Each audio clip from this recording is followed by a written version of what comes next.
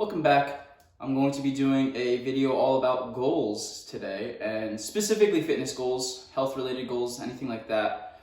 I really wanted to do this because I know New Year's resolutions have just kicked in and a lot of us are going to be trying to make lifestyle changes, and I truly believe that these goals that you all set for yourselves can happen, but there are certain things that you need to follow in order to really make them happen. So granted, I want to give you the type of information that will help make your dream actually occur and make your dream come true. So why do most fitness goals fail when people set them over the entire year? I would say the first reason is misdirection.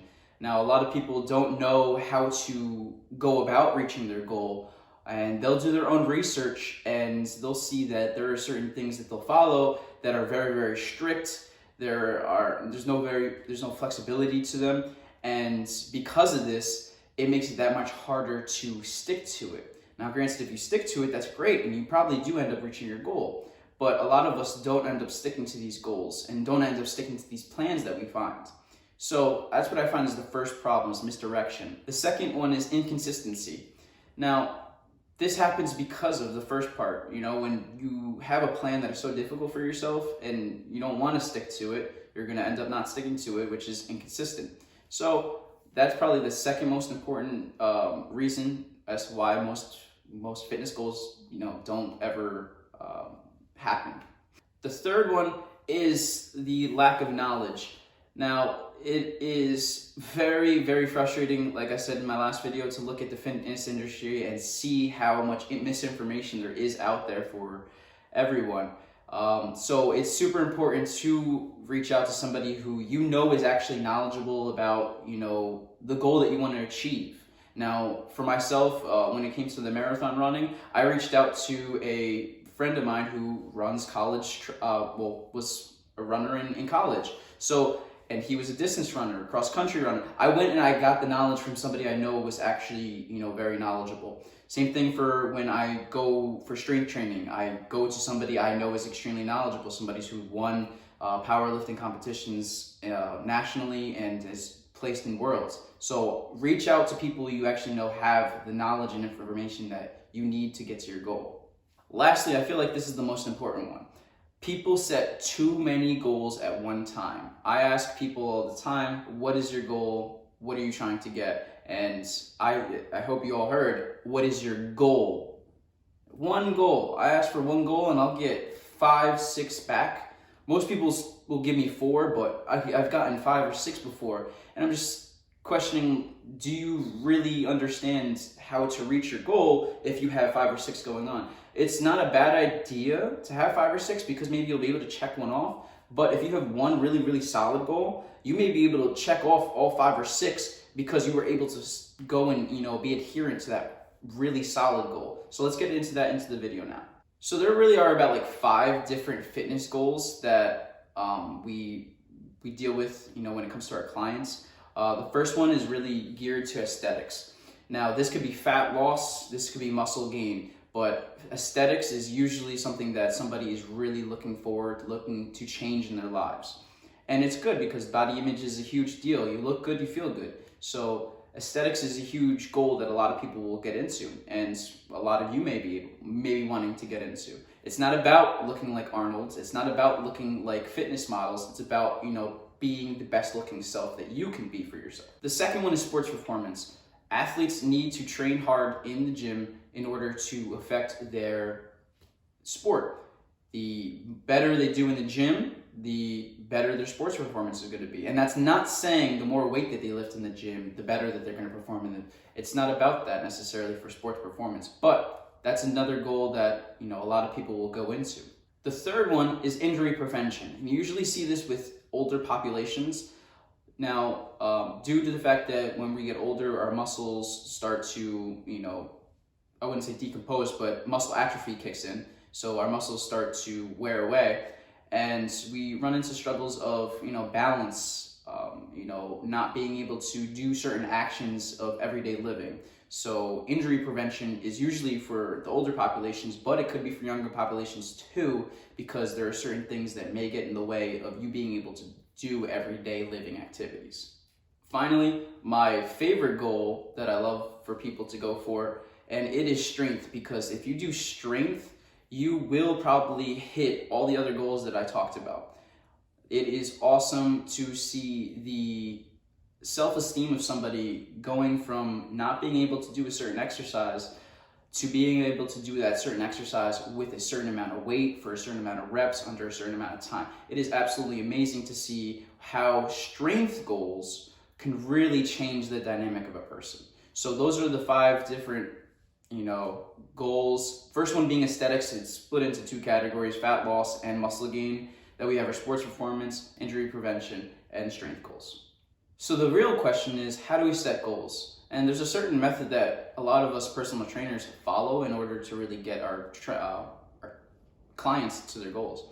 And it's called the SMART method, S-M-A-R-T. And each of the letters stands for a certain thing. So let's start from the top. So we're talking about S. S stands for specific. Your goal needs to be specific. Saying that you want to lose weight is too vague. Give yourself a goal to reach. You could lose weight within the first day of doing something like starving yourself. Wow, you're reaching your goal, but that's not the healthy way to do it.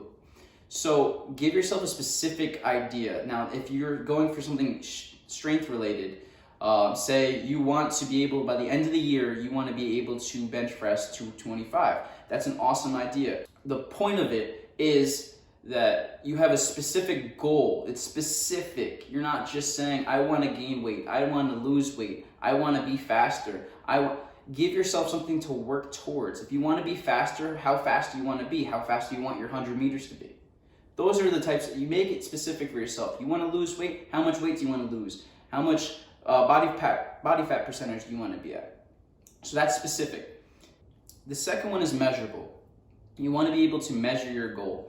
If I were to say I want to lose weight and I have no way of tracking how I'm going to lose weight, then I don't know if I'm losing weight. I don't know if I'm gaining weight.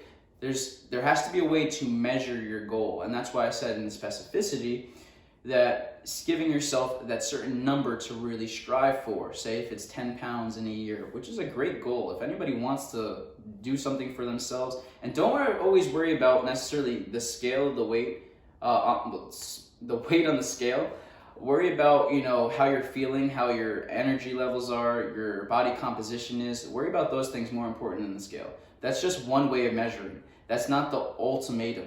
The third one is A, so attainable. Make sure that this goal is attainable.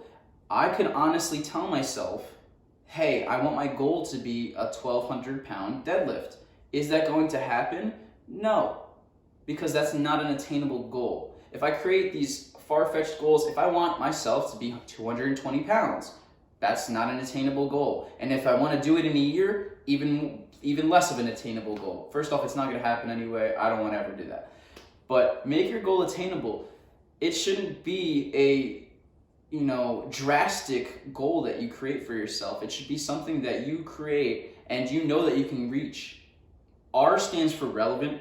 Now, this is super important because we live in a time with all the social media, and we see all these different people and how they're succeeding, and you see your friends and everybody successes, and which is awesome. We all love to see our friends succeed. That's the best. But then we start telling ourselves, I want to be like them, and that's where we falter. Your goal needs to be relevant to you. Your goal should be something that wakes you up in the morning and something that gets you out of bed and gives you purpose and gives you reason. It should not be something that you need to do for somebody else to be like somebody else. It's all about you.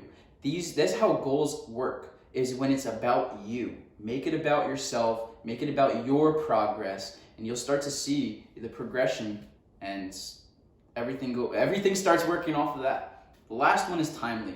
This coincides with measurable. Give yourself a time frame to complete your goal. All right? Saying I want to lose weight and not giving yourself a time frame is just gonna let yourself be a little bit more lenient than you'd like to be, and it's going to just slow down the progression of you getting to your goal. Now, talking all about goals, like, it's all cool to say, you succeeded, you've reached your goal and everything like that, but not every time you're going to reach your goal. There are certain things that I've set my goals on and I haven't reached them, but there's a thing that I would love for you guys to understand. It is okay to not reach your goal. It's totally fine. But that is only okay if you gave it your all of your effort. Now, if you didn't, there are certain things that you could, look back and reassess and start to find out the certain pieces that were lacking in you for trying to reach your goal. So if you reach your goal, that's fantastic. That's awesome. But if you don't think that that's the end. That's it. You did it all you could. That's it. If you gave your all, that's awesome. You still probably just give yourself a little bit more time then. You still could probably reach it. But if you didn't because you didn't put in the effort, you have to go back and reassess. Reassess where you faltered, what you can improve on, why you think you faltered, and you start getting those answers, and the next time you create your goal, you probably will be more successful. So I know that this video had a lot of information between SMART, the goals, the fitness goals that we've discussed, and the reasons that a lot of people fail on their goals when they set them.